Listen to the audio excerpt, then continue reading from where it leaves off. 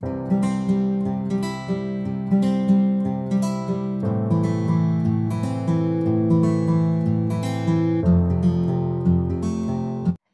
বন্ধু বান্ধৱীসকল, জৰাগীতিলৈ আপোনালোকক স্বাগতম। আমি ক্ৰমাগতভাৱে ৰাজনীতিৰ পাৰ্টটো আলোচনা কৰি আছো। ইয়াৰ আগৰ ভিডিঅ'টোত আমি পাই আহিছো যে ভাৰতীয় সংবিধানখন আটাইতকৈ দীঘল লিখিত সংবিধান।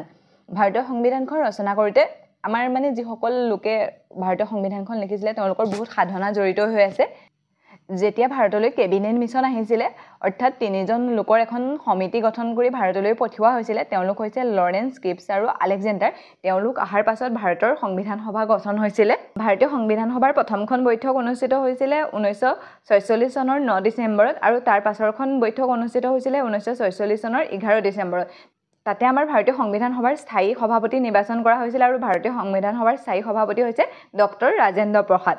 আমাৰ ভাৰতীয় সংবিধানখন লিখি উলিয়াওঁতে সংবিধান সভাক 2 বছৰ 11 মাহ 18 দিন সময় লাগিছিলে।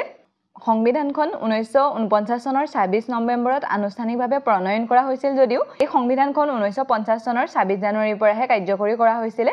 ঠিক আছে, আজি আমি আলোচনা কৰিম সংবিধান সভাৰ সমিতিসমূহ, অৰ্থাৎ committee of the constitution assembly. কি হয়, আমি এতিয়া সংবিধান সভা বুলি কৈছোঁ, সেইখনো এখন কমিটি হয়, এখন সভা গঠন কৰিছিলে বা এটা অনুষ্ঠান গঠন কৰিছিলে। তাৰ মাজত আকৌ সমিতি এখন কিয় দৰকাৰ হ'ল বা কিয় সমিতি গঠন কৰিবলগীয়া হ'ল, আমি সেইবিলাক চাব লাগিব। কিন্তু সংবিধান সভাৰ মাজত বহুত সৰু সৰু সমিতি গঠন কৰা হৈছিলে, তাৰ দ্বাৰা সেই আমাৰ ভাৰতীয় সংবিধানৰ প্ৰত্যেকটো কাম কৰা হৈছিলে। কাৰণ যেতিয়া এখন সংবিধান লিখা হৈছিলে, ইমান ডাঙৰ সংবিধানখন, পৃথিৱীৰ ভিতৰত ডাঙৰ লিখিত সংবিধান, তেনেকুৱা এখন সংবিধান নিৰ্মাণ কৰিবলৈ এজন ব্যক্তিৰ দ্বাৰা সম্ভৱ নহয়। বা যদি সকলোৱে একেলগতে কামটো কৰিলেহেঁতেন কোনোবা এটা বিষয় হ'লহেঁতেন, সকলোতো আমি একেলগতে চলাই নিব নোৱাৰি। সেইকাৰণে এই যিমানখিনি সংবিধানখনত কাম কৰিবলগীয়া হৈছিলে, সেই কামবোৰ কৰিবলৈ সংবিধান সভাই কিছুমান সমিতি গঠন কৰিছিলে। যেনে ধৰক আমাৰ চৰকাৰে কেনেকৈ কাম কৰিব, চৰকাৰখন কেনেকৈ চলিব, কেনেকৈ ৰাজ্যসভা, বিধানসভা সেইবিলাক কেনেকৈ গঠন হ'ব, কেনেকৈ নিৰ্বাচন হ'ব, সেই সকলোবিলাক কাম কাজ চাবৰ কাৰণে পৃথকে পৃথকে কিছুমান সমিতি গঠন কৰা হৈছিলে। বা আমি এক কথাত ক'বলৈ হ'লে কামৰ প্ৰেছাৰ আছিলে, সেই কামৰ প্ৰেছাৰখিনি চম্ভালিবলৈ কিছুমান সভা বা সমিতি গঠন কৰা হৈছিলে সংবিধান সভাৰ ভিতৰতে। আজি আমি সেইবিলাক চাম আৰু এইবিলাকত বিশেষকৈ যিবিলাক সমিতি হৈছিলে তাৰ হেড বা তাৰ প্ৰেচিডেণ্ট কোন আছিলে সেইবিলাক ইম্পৰ্টেণ্ট হয়। আমি পাইছোঁ ভাৰতীয় সংবিধানখন প্ৰস্তুত কৰিবলৈ কিছুমান সমিতি গঠন কৰা হৈছিলে, যিবিলাক সংবিধান সভাই গঠন কৰিছিলে। এনেকুৱা সমিতি মুঠ গঠন কৰা হৈছিলে 22খন, সংবিধান সভাৰ ভিতৰতেই 22খন সমিতি গঠন কৰা হৈছিলে। ইয়াৰ ভিতৰতে 8খন বহুত ইম্পৰ্টেণ্ট হয়, সেই 8খন আমি চাবই লাগিব। বাকীখিনিও ইম্পৰ্টেণ্ট নাইকিয়া নহয়, কিন্তু বাকীখিনি এই 8খন কমিটিৰ ছাপৰ্টিং কমিটি আছিলে, এওঁলোকক সহায় কৰিবৰ বাবে বাকীকেইখন কমিটি গঠন কৰা হৈছিলে। এই মূল সমিতি বা ইম্পৰ্টেণ্ট সমিতি আছিলে 8খন। আৰু এই যে সমিতিবিলাকৰ 10খনে পদ্ধতিগত বিষয়সমূহৰ বিষয়ে আলোচনা কৰিছিলে। পদ্ধতিগত বিষয় কি হয়, চৰকাৰ কেনেকৈ গঠন কৰা হ'ব, নিৰ্বাচন প্ৰক্ৰিয়া কেনেকৈ চলাব, নিৰ্বাচন প্ৰক্ৰিয়া কেনেকৈ চলাব এতিয়া আমি কেনেকৈ গম পাওঁ, আমাৰ গোটেই ভাৰতখনৰ মানুহে ভোট দিব পাৰে, আমাৰ নিজৰ প্ৰতিনিধি আমি নিজে নিৰ্বাচন কৰিব পাৰোঁ, সেই প্ৰচেছটো এতিয়াতো সংবিধানত লেখা আছে কাৰণেহে আমি সেইবিলাক কাম তেনেকৈ কৰিছোঁ। ধৰক আমাৰ নিৰ্বাচন হৈছে, আমি তাত ভোট দিবলৈ গৈছোঁ, সকলো জনসাধাৰণে ভোট দিবলৈ গৈছে, কিন্তু সংবিধান ৰচনাৰ আগততো সেইটো নাছিলে। কেনেকৈ গম পালোহেঁতেন যে আমি চবেই ভোট দিব পাৰিম বা আমি নিজৰ প্ৰতিনিধি নিজে নিৰ্বাচন কৰিম? এনেকুৱাও হ'ব পাৰিলহেঁতেন, এজন ৰজা থাকিলেহেঁতেন, ৰজাৰ পাছত তেওঁলোকৰ বংশগতভাৱে হ'লহেঁতেন, তেনেকুৱাও হ'ব পাৰিলহেঁতেন ন। সেই যে প্ৰচেছটো হ'ল, সেই প্ৰচেছটো নিৰ্ধাৰণ কৰিছিলে এই 10খন সমিতিয়ে, সেই কামবিলাক কৰিছিলে। আৰু বাকী যি 12খন কমিটি আছিলে তেওঁলোকে গুৰুত্বপূৰ্ণ বিষয় বুলি ক'লে আমি ৰাইটবিলাকৰ কথা ক'ব পাৰোঁ, যেনে মৌলিক অধিকাৰ, মৌলিক কৰ্তব্য, সেইবিলাকৰ বিষয়ে কাম কৰিছিলে 12খন কমিটিয়ে। এতিয়া আমি চাওঁ সংবিধান সভাৰ সেই 8খন যে আমি ইম্পৰ্টেণ্ট কমিটি আছিলে বুলি কৈছোঁ, সেই 8খন ইম্পৰ্টেণ্ট কমিটিৰ বিষয়ে। ফাৰ্ষ্ট আহিলে পৰিচালনা সমিতি বা ষ্টিয়াৰিং কমিটি। ইয়াৰ নেতৃত্ব দিছিলে বা অধ্যক্ষতা কৰিছিলে ৰাজেন্দ্ৰ প্ৰসাদে। এই সমিতিখনৰ মূল কাম আছিলে বিধানসভাৰ কাম কাজবিলাক আৰু সামগ্ৰিক কাম কাজবিলাকৰ তদন্ত কৰা। বিধানসভাই কি কি কাম কৰিব বা সামগ্ৰিকভাৱে কি কি কাম হ'ব, সেই কামবিলাক কেনেকৈ কাম হ'ব, সেই কামবিলাক চোৱাৰ এওঁলোকক দায়িত্ব দিছিলে। আৰু মনত ৰাখিব, ইয়াত বিশেষভাৱে এই লিডাৰজন কোন আছিলে তেওঁৰ কথা বিশেষভাৱে সোধা দেখা যায়।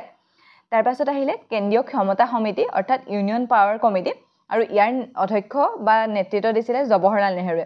আৰু এই কমিটিখনৰ কাম আছিলে কেন্দ্ৰীয় চৰকাৰ আৰু ৰাজ্য চৰকাৰৰ মাজত ক্ষমতা বিতৰণ কৰা মানে ৰাজ্য চৰকাৰে কি কাম কৰিব কেন্দ্ৰীয় চৰকাৰে কি কাম কৰিব সেইবিলাক আমি কিন্তু তিনিখন লিষ্ট আছে কনষ্টিটিউশ্যনত গম পাওঁৱে ন আমি যেতিয়া গোটেই সংবিধানখন পঢ়িম মানে ইয়াৰ পাছৰ যিবিলাক অধ্যায়ত আমি পঢ়িম তেতিয়া গম পাম তিনিখন লিষ্ট আছে সেই তিনিখন লিষ্টৰ মতে কেন্দ্ৰীয় চৰকাৰ আৰু ৰাজ্য চৰকাৰবিলাকে কাম কৰে সেইবিলাক নিৰ্ধাৰণ কৰা হৈছিলে কেন্দ্ৰীয় ক্ষমতা সমিতিয়ে তাৰ পাছত আহিলে কেন্দ্ৰীয় সংবিধান সমিতি ইউনিয়ন কনষ্টিটিউশ্যন কমিটি এইখনৰো নেতৃত্ব দিছিলে জৱাহৰলাল নেহৰুৱে আৰু এইকেইটা মনত ৰাখিবলৈ ভাল হ'ব দুইটাতে ইউনিয়ন আছে কেন্দ্ৰীয় সংবিধান সমিতি আৰু কেন্দ্ৰীয় ক্ষমতা সমিতি দুইখনৰে নেতৃত্ব দিছিলে জৱাহৰলাল নেহৰুৱে এই কমিটিখনৰ মূল দায়িত্ব আছিলে কেন্দ্ৰীয় চৰকাৰৰ গাঁথনি প্ৰণয়ন কৰা মানে কেন্দ্ৰীয় চৰকাৰখন কেনেকৈ হ'ব ধৰক ৰাষ্ট্ৰপতি প্ৰধানমন্ত্ৰী তাৰ পাছত কোন মন্ত্ৰী পৰিষদ থাকিব এনেকুৱা ধৰণৰ কাম কাজবিলাক এই সমিতিখনে চাইছিলে তাৰ পাছত আহিলে প্ৰাদেশিক সাংবিধানিক সমিতিৰ নেতৃত্ব দিছিলে চৰ্দাৰ বল্লভভাই পেটেলে আৰু এই সমিতিখনৰ প্ৰাদেশিক চৰকাৰসমূহৰ গাঁথনি আৰু কাম কাজৰ ওপৰত গুৰুত্ব দিছিলে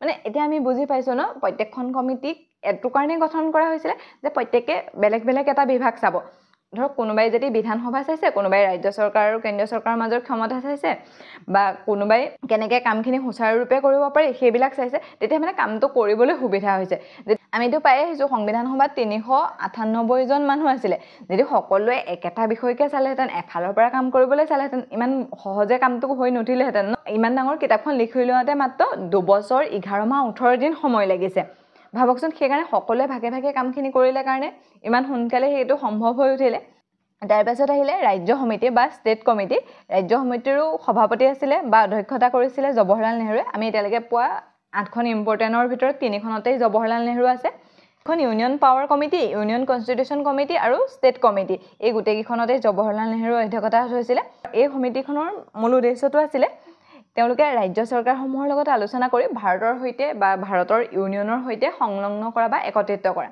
আমি জানোৱে ধৰক আমাৰ অসমখনলৈকে চাওঁচোন অসমখন তেতিয়া ভাগকে আছিলে অসমখনত আহোমে শাসন কৰি আছিলে তেনেকৈ সকলো জেগাতে পৃথকে ধৰক নিজৰ মানে ৰজা আছিলে কিবা আছিলে ব্ৰিটিছ চৰকাৰে গোটেইখিনিত আছিলে কিন্তু কাৰো লগতো এখন ভাৰত হৈ নাছিলে ন সবৰে ভাগকে আছিলে সেই ৰাজ্যবিলাক লগ লগাই এখন কেন্দ্ৰৰ অধীনলৈ নিয়াটো দায়িত্ব আছিলে এই ৰাজ্য সমিতিখনৰ তাৰ পাছত আহিলে মৌলিক অধিকাৰ সংখ্যালঘু আৰু জনজাতি আৰু বৰ্ধিত অঞ্চলৰ উপদেষ্টা সমিতি এই সমিতিখনৰ নেতৃত্ব আছিলে চৰ্দাৰ বল্লভভাই পেটেল আৰু এই সমিতিখনৰ কামবিলাক আছিলে মৌলিক অধিকাৰ সংখ্যালঘু অধিকাৰ সেই বিষয়সমূহৰ লগত জড়িত আছিলে এই সমিতিখনৰ কেইবাখনো উপসমিতি আছিলে মানে ইয়াৰ আণ্ডাৰতে কেইবাখনো সমিতি আছিলে আমিতো পাইছোৱে 22খন সমিতি আছিলে সেই উপসমিতিবিলাকৰ ভিতৰত অন্যতম হৈছে মৌলিক অধিকাৰৰ উপসমিতি এইটো মনত ৰাখিব এইটো সুধি থকা দেখা যায় সেইকাৰণে মানে এইটো ইম্পৰ্টেণ্ট হয় আৰু ইয়াৰ নেতৃত্বত আছিলে বা ইয়াৰ সভাপতিত্ব আছিলে জে.বি. কৃপালানী মৌলিক অধিকাৰৰ উপসমিতি যিখন মৌলিক অধিকাৰ সংখ্যালঘু আৰু জনজাতি আৰু বৰ্ধিত অঞ্চলৰ উপদেষ্টা সমিতি আছিলে তাৰ ভিতৰতে আছিলে মৌলিক অধিকাৰৰ উপসমিতি আৰু সেইখনৰ অধ্যক্ষতা কৰিছিলে জে.বি. কৃপালানীয়ে তাৰ পাছত আহিলে কাৰ্যবিধি সমিতি আৰু এইখনৰো অধ্যক্ষতা কৰিছিলে ৰাজেন্দ্ৰ প্ৰসাদে এই সমিতিখনৰ মূল কাম আছিলে বিধানসভাৰ কি কাম কৰিব সেই কাম লাগিব সেইবিলাকৰ এটা নিয়ম প্ৰস্তুত কৰে এই সমিতিখনৰ মূল উদ্দেশ্য আছিলে এতিয়া খচৰা সমিতি বা ড্ৰাফটিং কমিটি আৰু সকলোতকৈ ইম্পৰ্টেণ্টখন হৈছে খচৰা সমিতি বা ড্ৰাফটিং কমিটি এই সমিতিখনৰ হাতত মানে আমাৰ সংবিধানখনত ড্ৰাফট কৰা বা সংবিধানখন লিখি উলিওৱাৰ দায়িত্ব এই সমিতিখনৰ হাতত দিয়া হৈছিলে মানে সংবিধানখনত কি থাকিব ধৰক প্ৰস্তাৱনা আৰু কোনটো অনুচ্ছেদৰ পৰা কোনটো অনুচ্ছেদলৈকে কি থাকিব ইয়াত কি ৰাখিব লাগিব এই সকলোবিলাক মানে লিখি প্ৰস্তুত কৰি উলিওৱাৰ দায়িত্ব দিছিলে এই খচৰা সমিতিখনত আৰু এখন বহুত বেছি ইম্পৰ্টেণ্ট হয় এইখনৰ নেতৃত্ব দিছিলে বি.আৰ. আম্বেদকাৰে ইয়াত 7জন সদস্য নিয়োগ কৰা হৈছিলে এই খচৰা সমিতিখনত মানে 7জন সদস্য আছিলে তাৰে নেতৃত্ব দিছিলে বি.আৰ. আম্বেদকাৰে এটোতো আমি পাই আহিছো এটো মনত ৰাখিবই লাগিব এই সমিতিখন গঠন কৰা হৈছিলে 1947 চনৰ 29 আগষ্টৰ দিনা এটো লেখা নহলে ইয়াত আপোনালোকে মনত ৰাখিব সমিতিখন গঠন কৰা হৈছিলে 1947 চনৰ 29 আগষ্টৰ দিনা আৰু ইয়াৰ প্ৰথমখন মিটিং হৈছিলে 1947 চনৰে 30 আগষ্টৰ দিনা ঠিক আছে এই দুটা কথা মনত ৰাখিব আৰু সভাপতিত্ব কৰিছিলে বি.আৰ. আম্বেদকাৰে এই যে বি.আৰ. আম্বেদকাৰে ড্ৰাফটিং কমিটিৰ সভাপতি আছিলে বা ড্ৰাফটিং আমাৰ সংবিধানখন কেনেকৈ ৰচনা হ'ব তাক লৈ কাম কৰিছিলে সেইকাৰণে সংবিধানৰ পিতৃ বুলি আমি ডক্টৰ বি.আৰ. আম্বেদকাৰকে কওঁ ইয়াৰ অন্যান্য সদস্যসকল হৈছে N Madhav Rao T T. Krishnachari doctor K M. Munshi Syed Mohammad Saadullah N Gopalachari Ayyangar Alladi Krishnaswami ঠিক আছে এওঁলোকো ইম্পৰ্টেণ্ট হয় এওঁলোকৰ নামো মনত ৰাখিব N Madhav Rao T T. Krishnachari doctor K M Munshi, Syed Mohammad Saadullah, N Gopalaswami Ayyangar, Alladi Krishnaswami. ঠিক আছে, তেওঁলোকৰ মূল কাম আছিলে ভাৰতৰ সংবিধানৰ খচৰা প্ৰস্তুত কৰা। আমি সেইটো পাই আহিছোঁ।